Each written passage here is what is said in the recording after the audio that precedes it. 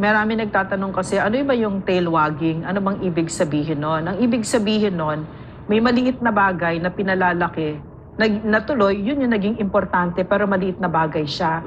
Yan si Bongbong Marcos. He is really practicing tail wagging.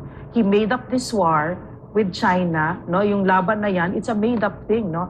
Pinapalaki niya, but at the expense of the smallest of our people. Kasi ang totoong problema ngayon, naghihirap ang taong bayan. Pinagtatawanan natin yung kantang yun, no? Pero nalulungkot ako kasi bata na ang kumakanta. Tapos nakita niyo ba yung pagkanta niya, very earnest, di ba?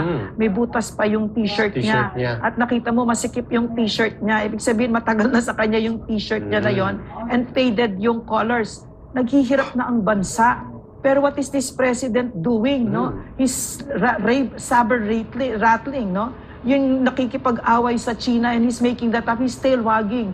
It's a kind of distraction para hindi niya harapin yung mga totoong problema ng bayan kasi hindi niya kaya. No, so, nalulungkot ako kasi ganito yung nakita natin, no, with the child singing that song is very clear. And you know, Eric, mga kababayan, these Forbes Park people, the ones who are now in Malacanang, nagtataka yan. Hindi nila alam, what does that mean? No? Na nagugutom? What's that? Diba? Because they don't know what it means. And they've become that asshole who hasn't made it their responsibility to go down on the ground and find out what other realities exist, even though that is their responsibility at this point. It's everybody's responsibility. That's what privilege confers on all of us who are privileged in life.